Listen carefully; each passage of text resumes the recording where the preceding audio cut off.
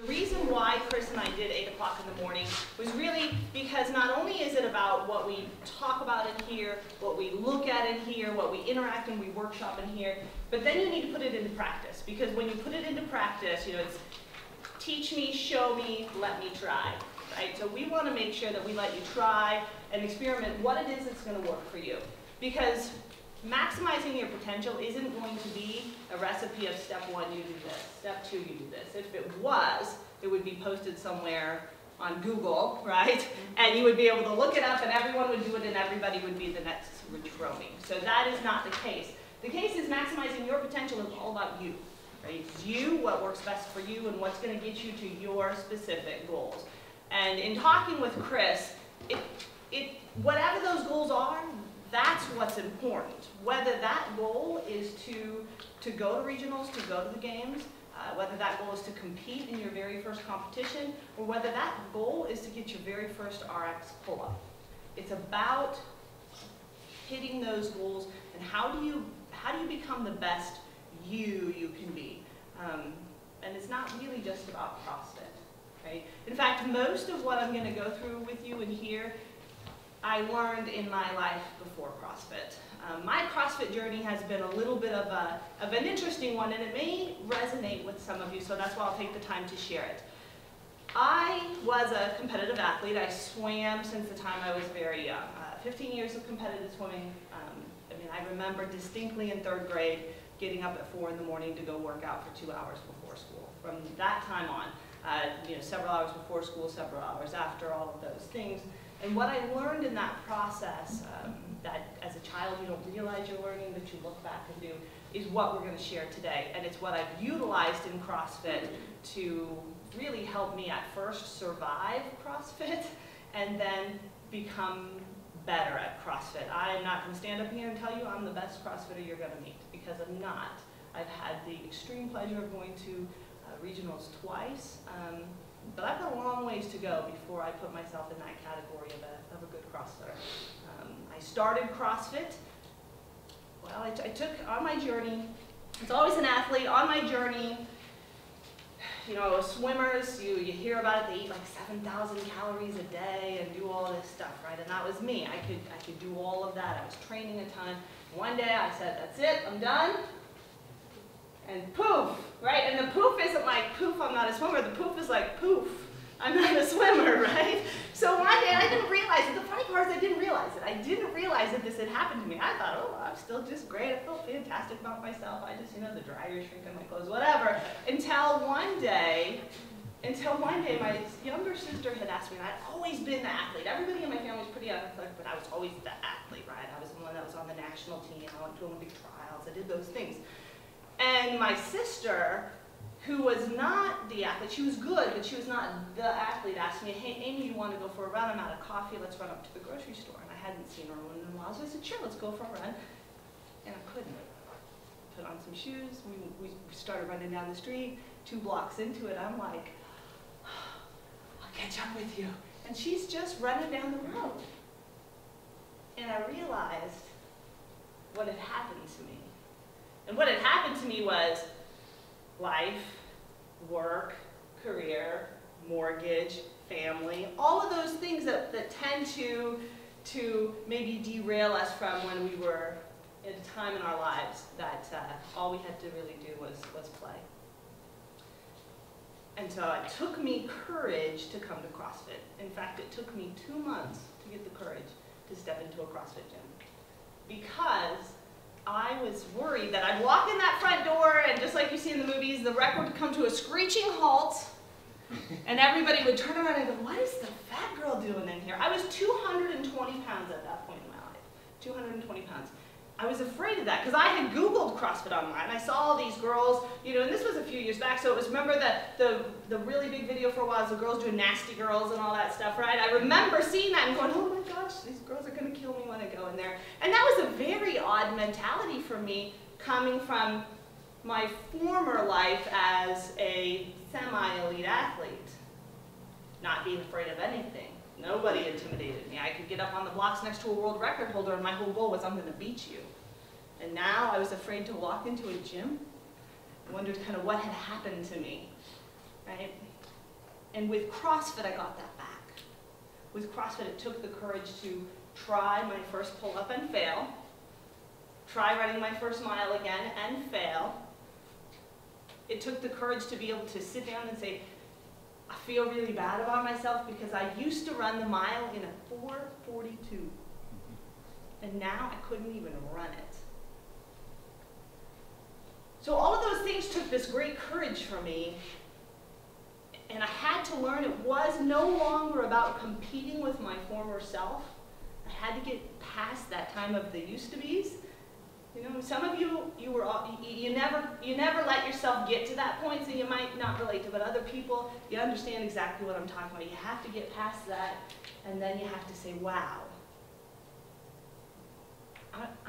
what can I be? It's not about the used-to-be's, it's about what can I be? So with that, I want to show you something, and then we'll just talk about it after we're done.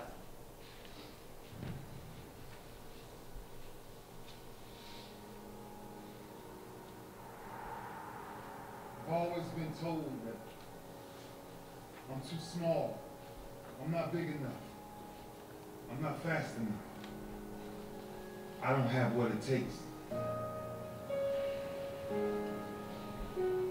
To be the best and stay there, sweat is necessary. Walter and Jerry had their heels, never being comfortable with just good luck. It's right now, never! It's right now, never! I prepare so no one can take what is mine. No one can replace my mind, my heart.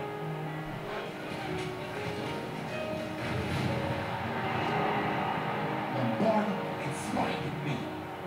And now our biggest prize bears his name. I'm older. Of course I'm older. That's the beauty of it. 16 years plus. Different level of wisdom, different level of understanding, different level of punishment. I want to live long after my records are called, long after my rings are tarnished. Whatever you got to do to make sure you chase your legacy every second of your life. Will you be remembered? How would you be remembered? Why wouldn't you fight for the greatest achievement ever? Leave your mark.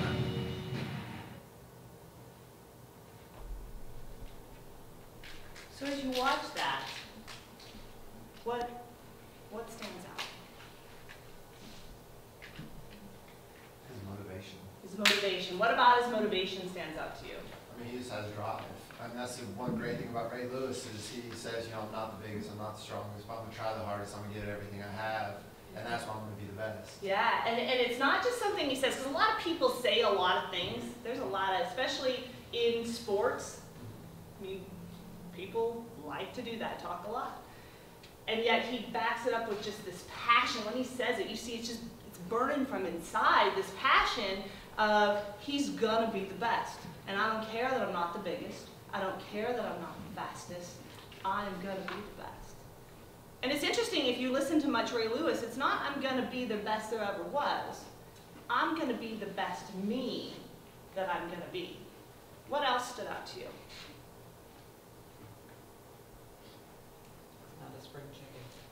Yeah, I love that, right? So when I was doing the research for this class, actually, one of the things Chris hears me say all the time is like, I think I am your oldest athlete, Chris. He hears me say that. Oh, these young kids in here, they don't understand how bad your joints are gonna hurt. And I talk about that.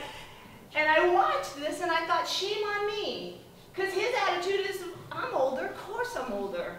Different level of experience, different level of pain.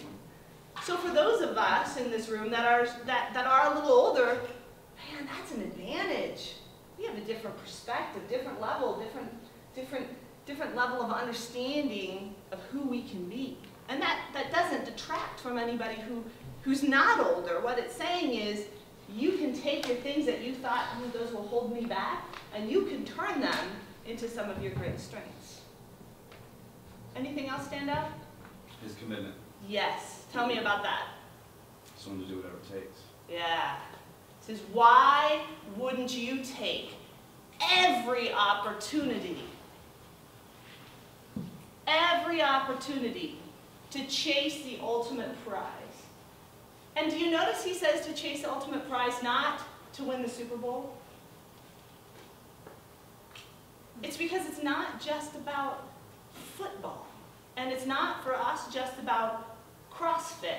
It's about chasing the ultimate prize of leaving your mark, of living in this moment you're in right now and being the very best in it that you can be, right? And it takes things like preparation. It takes things like mind.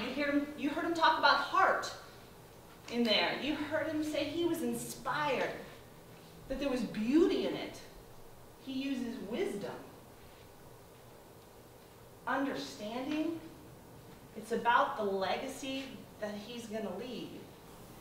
And the interesting thing is right now today, you are leaving your own legacy. Whether you know it or not. You may not be on video, you may not be Ray Lewis, you may not be headed to the Hall of Fame. But right now, in everything that you do, in every decision that you make, you leave a legacy behind you. And it's about utilizing all of these things for the ultimate achievement. And that ultimate achievement is going to mean something different to each of us. That ultimate achievement is going to be something that comes from within you. Because if it's something that Chris as your coach tells you, or I as the person in this class saying, I need you to write down what your ultimate achievement is, and we give you a list of things to select from, are you going to have that same passion you saw? It's got to be from you. So here's what I'm going to ask you to do. I'm going to ask everybody to just stand up, and we're actually going to come out in this area for a small activity. You're going to greet each other like you don't like each other. But this person, because they came in today, has just made your day that much worse, right? This is the person that there's just something about them. You know, that person that there's just something about it. They kind of get under your skin. You know, you try to exit the conversation as quickly as possible. So in fact, you don't like them at all. Your day just, because they are here. So what should that look like when you're walking around doing this? Uncomfortable, right? We shouldn't be smiling, we shouldn't be laughing. It's not, we don't like each other, all right? So when I say go, greet as many people as you can with that approach. Ready? Go. You're not going to greet anybody, so if I don't like you, I'm not going to greet you. Hey, I'm at you.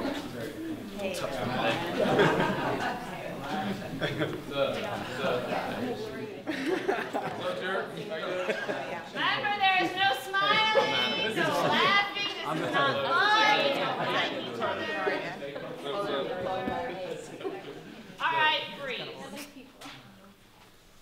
Okay, first of all, you guys, that was terrible. But how did it feel? Even trying to pretend you didn't like each other, how did that feel? Uncomfortable? Normal. Normal. Normal. What else? How else did it feel? Ridiculous. Awkward and ridiculous, right? You didn't really like it. And how was the energy in here? It was awful. Yeah, I didn't feel good in here, right? So we're going to try that again. And this time, you're going to greet each other like you do like each other. In fact, you like each other more than you usually do because this person has 3 seconds in their interaction with you to determine your success, to determine your financial success, the success and health of your family, your successful drive home from here today. This person, you know, like Gladiator, how they go like 3 seconds to make an impression on this person to where, you ready? Go. Hi, I'm Rachel. I drive a Lexus. 2001. Yeah, really? Yeah. Get in here, come on. Oh my God. Freeze! Freeze! What just happened? Gotta hug it out. You got hugged out. I know, I saw grown men hugging and think I saw like a jump on. So how was the energy in here?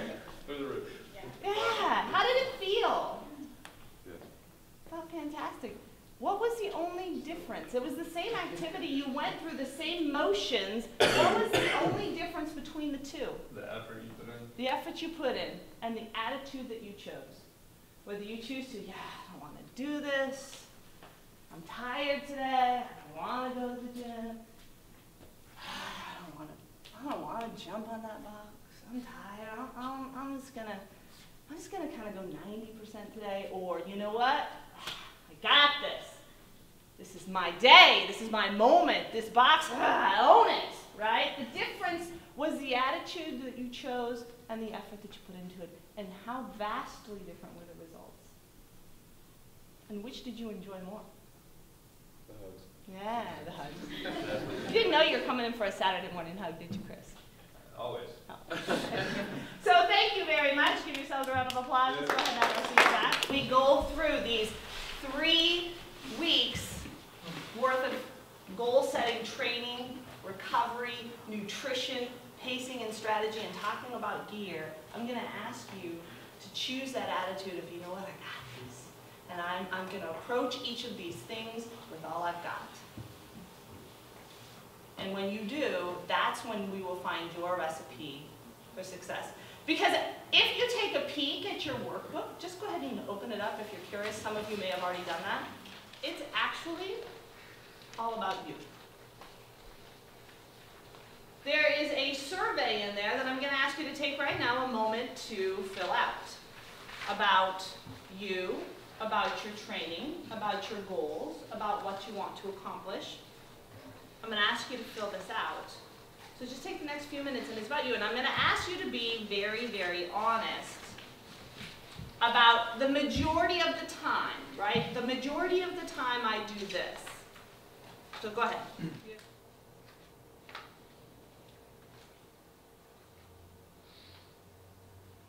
When you have finished that, the other question I'd ask you to answer in your mind is, how do I feel mid-workout and after a workout? How do I feel? Bless you. Feel pretty good? Feel like I made it through pretty well? Do I feel like garbage? Am I tanked out? How do I feel? Because some of these questions that we asked are going to lead to that answer of how you feel mid-workout and at the end of your workout. So this week and this process of 3 weeks, I'm going to ask you for 4 core things. These are your role in this workshop. My role is to get you the information and to hopefully make sure that you have a great experience when you're here. Your role is going to be honest. Meaning, be honest about where you are today. Be honest about the effort that you put in on a regular basis with a task. Be honest about how well maybe your nutrition follows what you heard last week in your nutrition seminar. Be honest about all of those things. And then sometimes we have to be honest with ourselves about where do we run into challenges and obstacles. We'll talk about that in a little bit. I'm going to ask you to be committed. So this may take you out of your regular routine. These 3 weeks of work may take you out of your regular routine. But be committed to give it a try. Everything we're going to try, you will try for a 1-week block of time to see how you feel during that 1-week block of time. If you just try it once, you haven't trained your body to accept this new thing that you're doing. Your body is currently programmed to function the way that you are doing it. So try it for that 1-week block of time, because it at least gives you an idea, is this something, if I continue to pursue, will work for me? I'm going to ask you to be courageous. Why would I ask you to be courageous? To try something else. Yeah, to try something is really a scary thing sometimes. For some of us, it was the courage to walk into the CrossFit gym for the first time. For some folks, it's going to be the courage to try something that you might find out doesn't work for you in a workout and makes you feel kind of sick, right? You're gonna try things and have to be courageous, but courage is also about looking in the mirror and saying, what really do I want and how really do I need to get there? So for instance, courage for me was signing up for my very first CrossFit competition. That took a lot of courage. And I actually distinctly remember it because my brother is who told me about CrossFit, and he bugged me to go to my first CrossFit competition.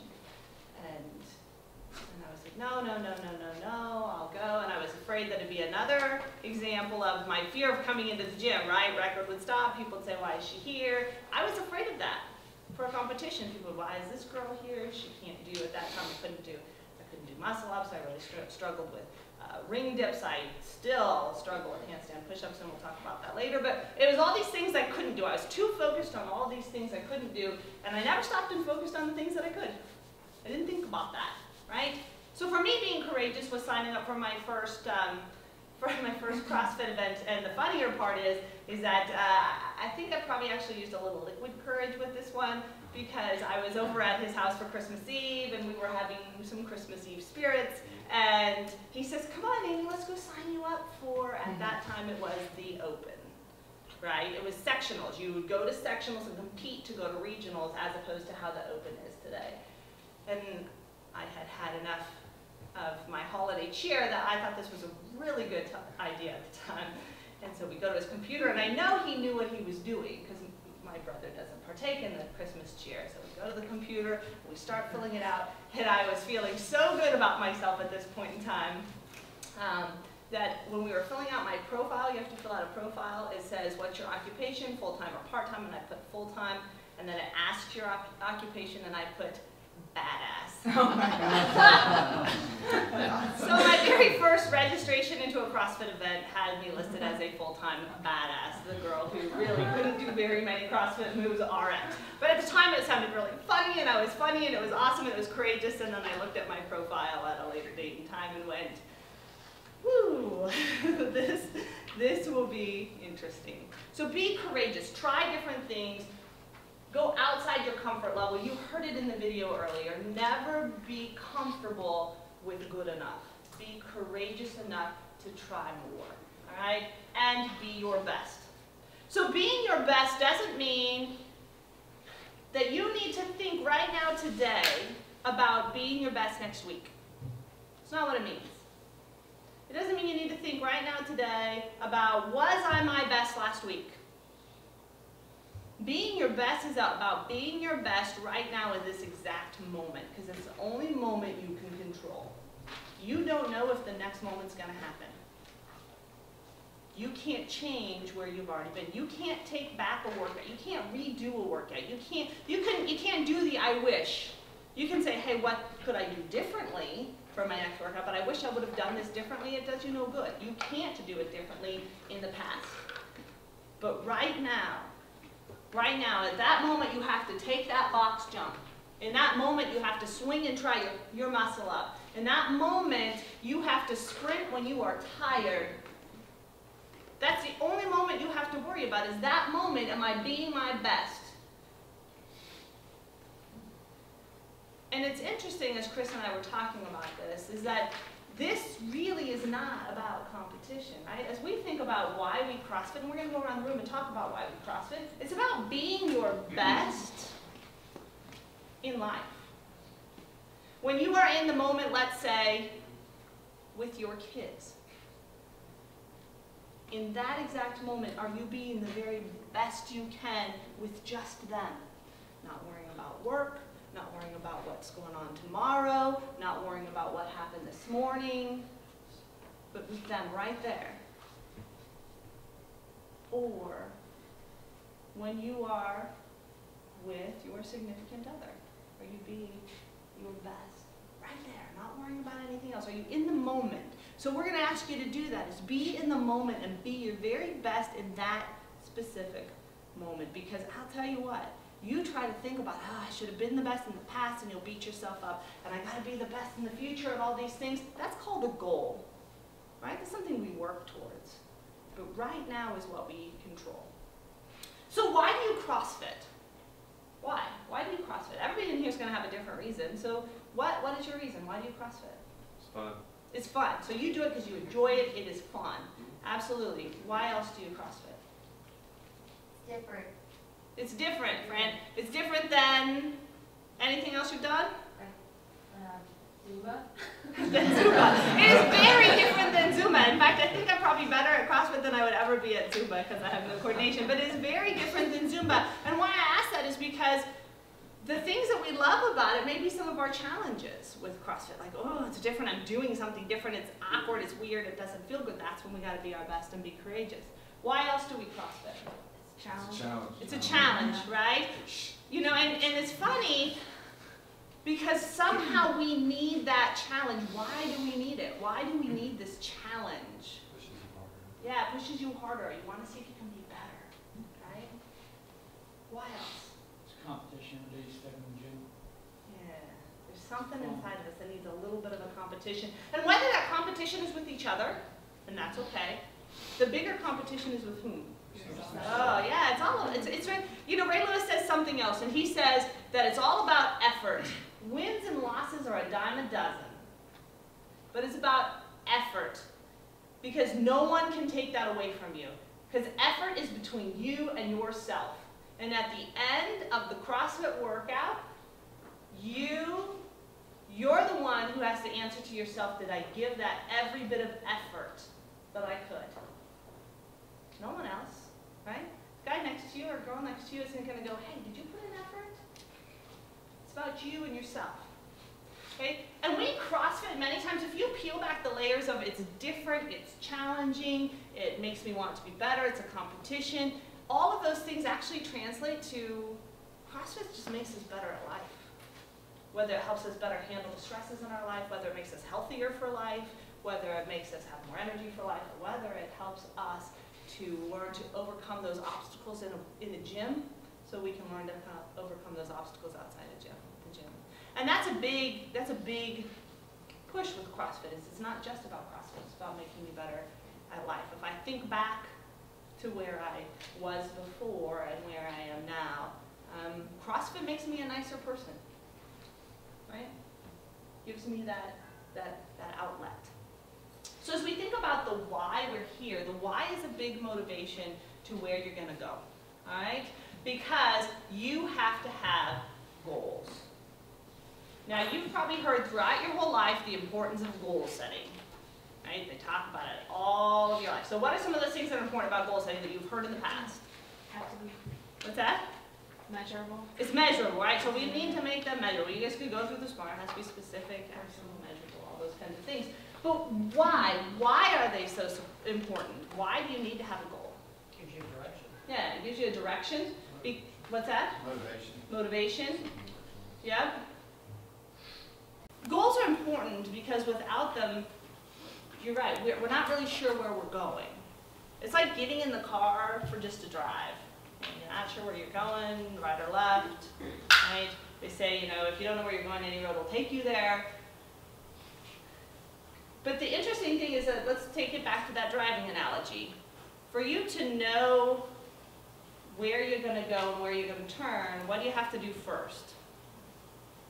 Know where you've been. Know where you've been, right? How to drive. You've got to have some experience. So that's what we just did. You got to know, where am I at currently today? What's my starting point today? That's your survey. What else do you need to know? Plan it. Yeah, you've got to plan it, but plan to do what? Where are you going? How do you get there? You got to plan how to get there, but have we even determined what the destination is yet? You need to pick your destination. You need to begin with the end in mind. Think about even on your smartphone. When you go to Google Maps, right? You're going to put your start point, you put your end point, and it shows you the fastest, best route to get there. That's what goal setting is all about. Begin with the end in mind. A lot of people do it backwards. They start with a short-term goal. Okay, tomorrow I want to do this. And then they build up to the long-term goal from there. What I'm going to ask you to do on your goal-setting page is I'm going to ask you to think about that long-term goal first, and we are going to work backwards from there on how to get there, right? So the long-term goal, that piece that you said in 12 months, what do you want to accomplish? That's our starting point for this workshop. And then we will scale it back to how do we start tomorrow. In fact, how do we start after this workout, or excuse me, after this to the first community workout to be one step closer to achieving that goal. Okay? So those goals, what prevents us many times from unlocking them? What prevents us? Fear. Oh my goodness. Fear is probably the largest obstacle you will face in your journey to any goal in life. Why? Why do we have this fear? Failure. Yeah. so afraid to fail and that we might disappoint ourselves. Really interesting, right? And it's interesting more often that many times if you allow your fear to control you, your fear will cause your failure, as opposed to the other way around. We're so afraid to fail, we generate our own failures, right? I have a saying that I'm sure you've heard, and I remind myself all the time of, and that is actually I have two of them. One is just in life, and the other is kind of a CrossFit one. One in life is everything will be okay in the end. If it's not okay, it's not the end. And that really gets you over a lot of those fears. That if I fail at this right now, that's okay, it's not the end. Guess what? I still have breath in my chest, and I can try again. It's okay, right? And the second one is a CrossFit one, and it's one that gets me through some tough workouts, and it's you're already in pain. Get something for it. Because the only guarantee of failure is if you quit. That's the only guarantee. It is guaranteed you will not succeed if you quit. There's no guarantee you won't succeed if you keep trying. The only guarantee for failure is if you quit. So we're going to work on unlocking the fear and being okay with it and saying it's okay, but you know what, I'm going to pick myself back up because it's a reality. We can't tell you don't be afraid. It's a reality. Be okay with it, right? And what are you going to do when you have those stumbles along the way? And we're going to unlock potential by going through some goals for things like your physical goals, right? You're going to pick your physical goal. And I'd actually like you in your workbook to go to the goal setting page, go to the long-term goal, and what is your physical goal or your performance goal? I don't mean physical like looks, I mean what is your physical goal or your performance goal? If you had one thing this year you accomplished physically, whether it's in the gym or somewhere else, what would that goal be? So you're not talking about your biceps, right? It could be bigger biceps, but how much bigger specifically? Right? Realistically.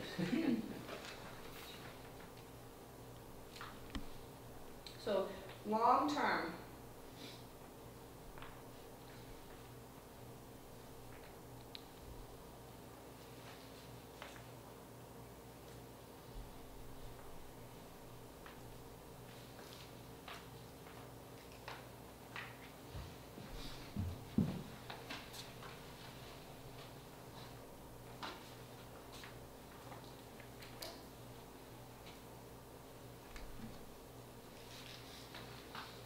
And we're going to work backwards from there. So staying on that idea of a physical goal. So my physical goal, one of my physical goals this year is going to be to have a sub 5-minute dine-in.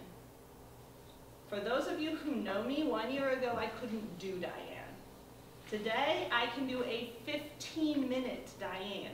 So I'm not up here going, ooh, I'm the best CrossFitter. I got a 15-minute dine-in, guys, but I am so thrilled that I can RX it finally. That was my huge goal. I accomplished it. It's time for the next one, right? So to work backwards from there, I need to have a short-term goal. Okay? So think about whatever your goal is, what is one step back from that? What's something you could accomplish, let's say, in the next 3 to 6 months to get you closer to that long-term goal? So for me, with my goal of being Diane, my goal in the next 3 to 6 months is to be able to do WOD where I can string together regularly 5 handstand push-ups. That's my goal. Because right now I do them in sets of 2s and 1s. So if I can do them in 5, get myself to do them in 5s with a reasonable amount of recovery in between, I'll be closer to that goal. So pick what's going to get you one step closer to that physical goal.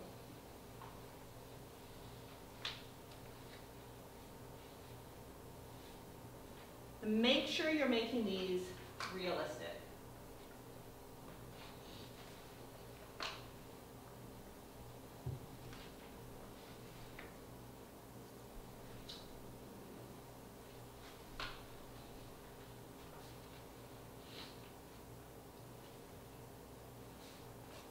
And then your next piece is your immediate goal, which means today, right now this week, in these next workouts that I'm gonna face, what am I gonna do? My immediate goal is gonna be to do every day 3 handstand push-ups in a row.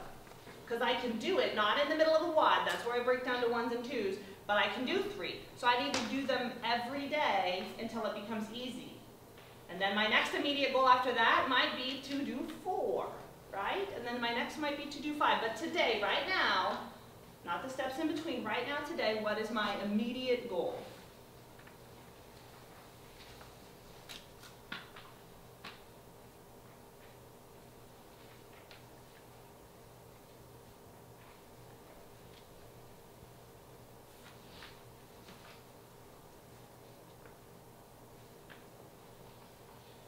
And this is the goal that you are going to make yourself practice every time you walk into this gym this week. That physical goal. I will do this, or I will at least try it. And then once you accomplish it, then what's my next immediate goal to take me one step closer to that short-term goal, okay? The second piece we want to talk about is the mental goals that you have.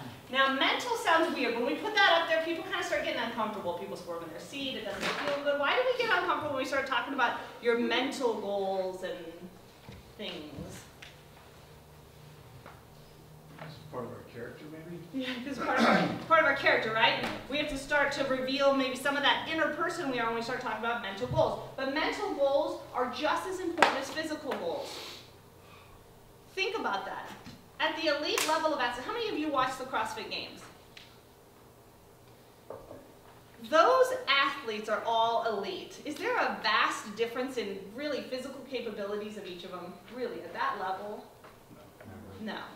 Or when you watch the Olympics, right? That 100th of a second. I mean, really, physically, they are all highly trained. They're all elite. But what is their differences in what we would term mental toughness? And we like to say that in sports, mental toughness. We don't define it, but we like to say that, mental toughness. Was there a difference? Were there times that you saw people actually break and others grit through it? Yeah, I mean, you see it in athletes like Tiger Woods. I mean, not going against Olympics, but he was at the top of his game, and he had his, you know, family issues and all that kind of stuff, and he went from being the best in the world to not, you know, not in the top 10, not, you know, to not making cuts and all that when he didn't miss a cut for 5 or 10 years. So mental was very important. Yeah, and he didn't all of a sudden forget how to golf, No. right? Right. The same thing. Like if you, any boxing fans in here? Boxing fans? Any boxing fans? Okay. Well, so at one point in time, Mike Tyson, man, he was the heavyweight champion of the world, right? No one could beat Mike Tyson. Mike Tyson was undefeated. And how often, when people got in the ring with him, well, I say it's undefeated, so it was very often, but how long did most people last in the ring with Tyson? Not long, first round. Not long. First round, second round sometimes, right? You get in the ring, boom, boom, you're done. So boxers, when they would get in the ring with Tyson, what was their mentality? They've already been beaten. Right? They've already been beaten. They're thinking they give up. They're thinking, I'm going to last a round or two. Man, if I go to 2 rounds, I was good. All of a sudden, the mentality wasn't winning. It was, I want to last the 2 rounds with Tyson. Right? And an interesting thing happened. So an interesting thing happened, and that is Tyson had a calendar, and he had some free space in it. And so they decided to fill the space with a no-name boxer. Anybody know who that was? Buster Douglas. Right? No-name boxer. Tyson didn't really even train for it. Wasn't televised. This was such a no-name when it wasn't nationally televised. Because Tyson just was using it as filler until he was up against one of the other big names again, right? So he goes in, and Tyson's mentality is like, you know what, I got this. This guy's a nobody. Well, the backstory is Buster Douglas, his mom, was telling everybody, my baby's gonna beat Tyson. And he's like, Mom, you gotta quit telling people that. And she'd go to the beauty salon, she'd go to different places. My baby's gonna beat Tyson. And, Mom, you gotta quit doing that. 3 days before his fight with Tyson, Buster Douglas' mom passed away. So now all of a sudden, the mentality that he's going into the fight with, how did that change? Fighting for his mom. His motivation changed, right? So he comes in here, that fight, and he's got something in it. In the 7th or 8th round, how many times did people last 7 or 8 rounds of Tyson? Never. Right? 7th or 8th round, Tyson finally knocks Buster Douglas out.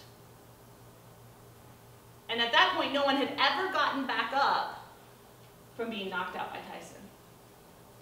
So the ref was going 1, 2, 3, and Buster Douglas is struggling up, and he's like 4, 5, and he's struggling up a little more, 6, 7. Buster Douglas stands up, 8, 9. He says, "Son, you okay?" Buster Douglas says, "Yes." Goes up to fight again, and they ring the bell round over. So he gets to step out, and he made a decision right there. That was his opportunity. Comes back in the ring. Anybody know what happened? Yeah, he knocks Tyson out. And Tyson does not get back up. He knocks the undefeated heavyweight champion in the world. He's a nobody. They didn't televise it, and nobody thought they could beat Tyson. So interesting thing was the mentality of Buster Douglas going into this.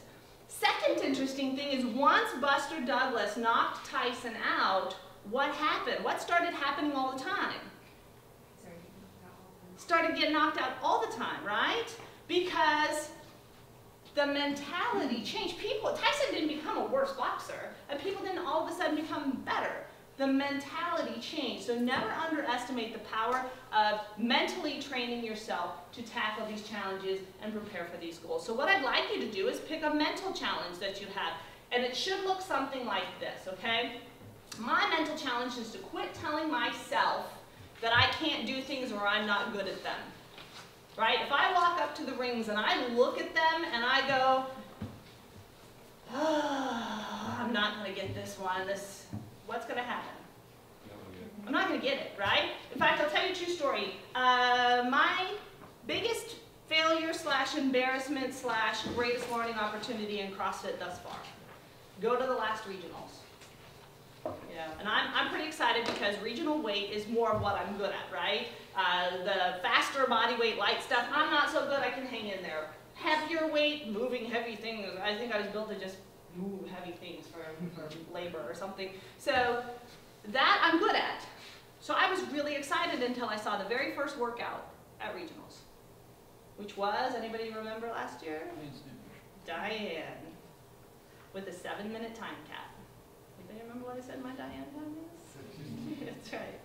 And at that point, I had never done a handstand push-up yet. I still hadn't got them because I didn't get them and I didn't like them. I didn't really ever work on them. So as much as I was like, ooh, I'm excited for regionals, I can't wait. What do you think I kept telling myself in my mind going into regionals? Hope we don't do handstand push-ups. Well, I knew we were going to. I saw Diane was posted. You're not going to be able to do it. I'm not going to be able to do it. In fact, when I saw it was posted, you know what I did? I went to the store on my way home from the gym. I bought beer and Doritos. And I was doing strict paleo at that point in time. I remember just staring at that workout, drinking my beer and eating my Doritos. Classic picture. That's right. Going, well, I got 3 weeks to learn how to do 21, 15, 9 handstand push-ups from 0. So I was telling myself, ooh, I'm going to learn. But in my mind, what was I really telling myself? In fact, I told myself this is going to be the most expensive 7 minutes of my life. Because it's paying to get all the way down there. She'd already registered, I'd already paid for hotel, already paid. I was like, this is going to be the most expensive 7 minutes of my life. Meaning, because I knew you'd get eliminated. That in my mind, I had already decided I was going to be eliminated. So I tried to talk myself out of it and all these things, and nope, I got this, I got this, I got this, and I get there, and I go, and I kick up to my handstand push. I crank through the deadlifts, because again, that's my good part, move heavy things, that's me. So I do my deadlifts, no problem, I go to my handstand push-ups, and I do the rest of the 7 minutes to accomplish 12 handstand push-ups. And I burst into tears afterwards, which is something that I'm not proud of, right? Not having that composure. And I walked off the arena ashamed. But I wasn't ashamed that I didn't complete Diane. I wasn't ashamed that I didn't move on and I got eliminated. I was ashamed because, why? Why do you think I was ashamed? Because you thought you failed. Because I thought I failed, and because I knew I predetermined my failure before I walked into that arena. If I were to be really honest, the kind of I feel better about myself part would be like, yeah, you did your best, good job. But if I were to really be honest, and we asked for that honesty, it was I decided I couldn't do it before I even walked into that arena.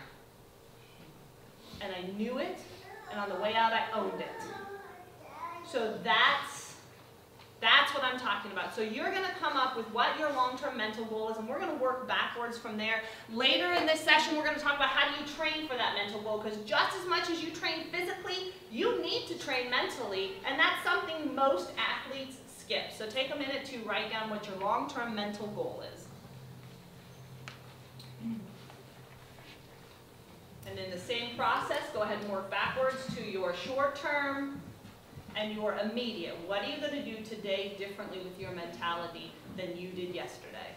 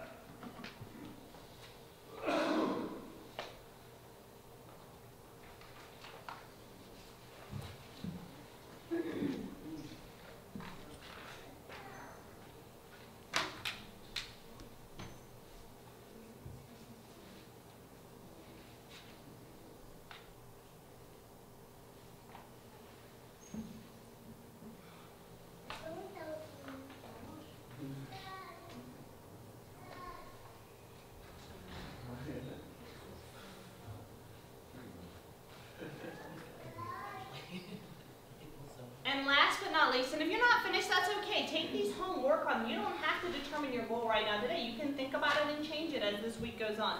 Last but not least is going to be that personal goal. Because life is not all about CrossFit. Unless you're a professional CrossFitter, we all have many, many other things going on in life.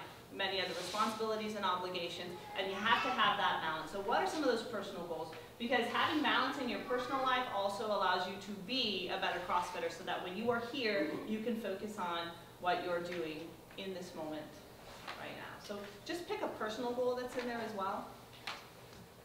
So this week, we're going to focus on training.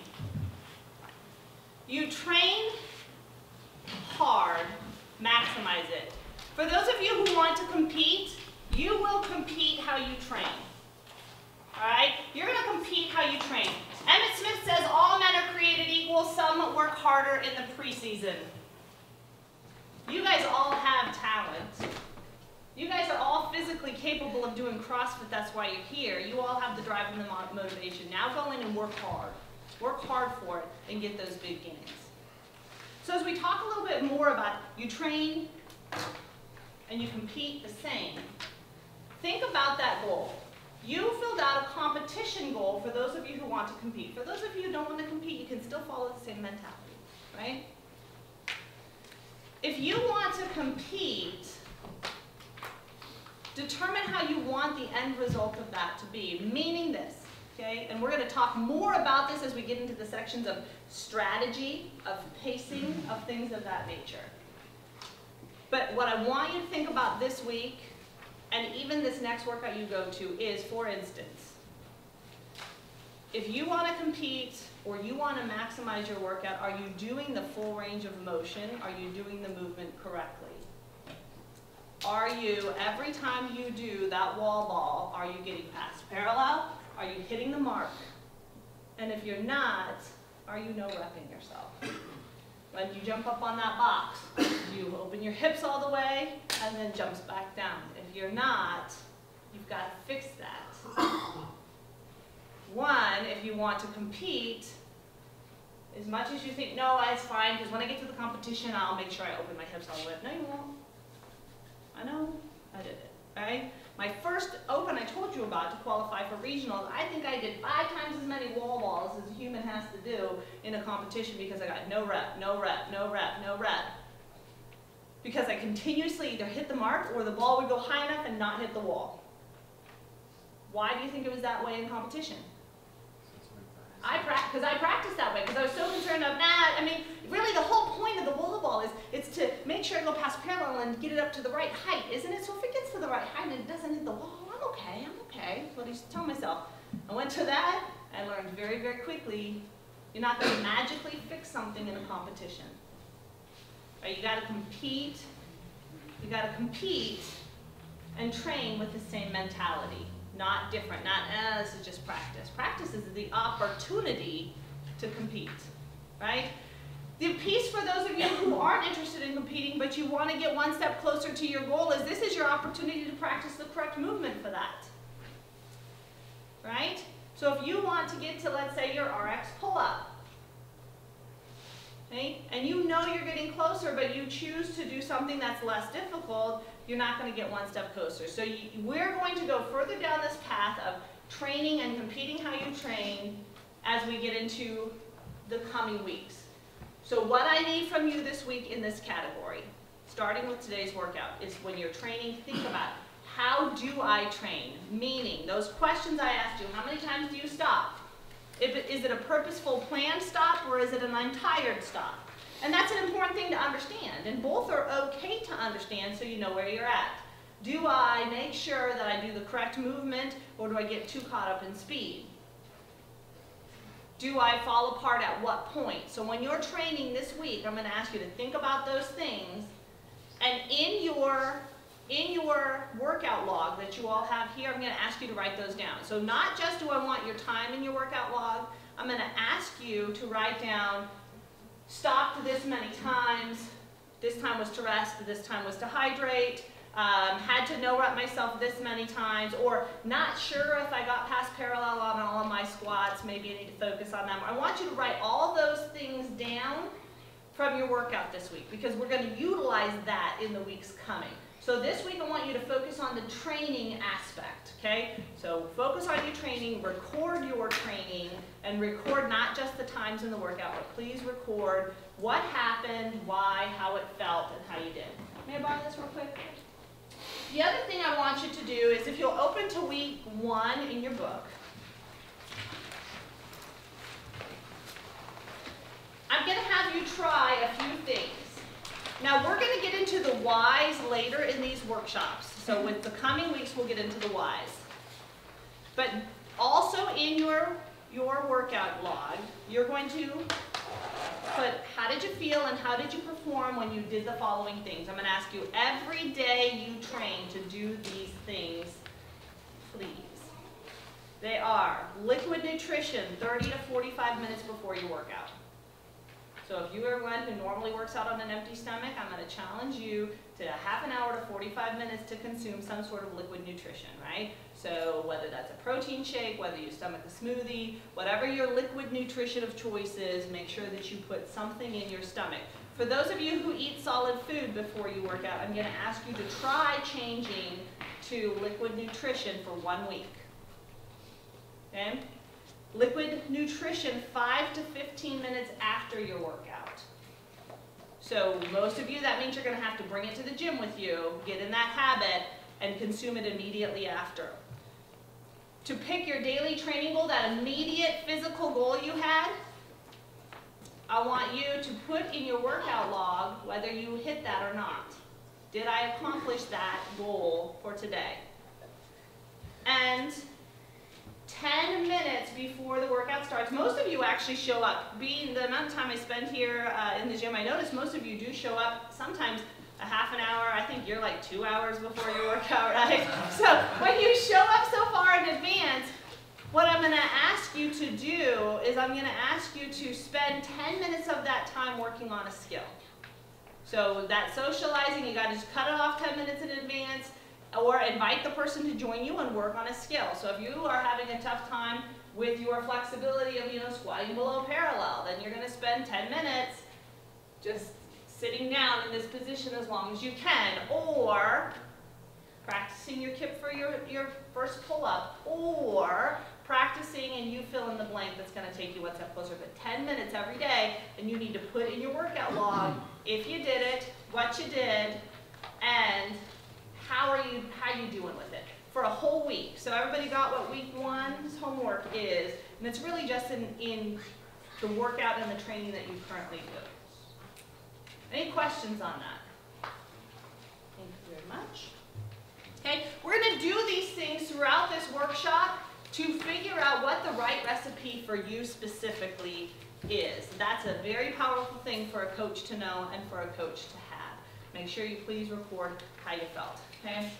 So as we record these, our workout log over the next 3 weeks is going to become our recipe for maximizing our potential and maximizing our performance.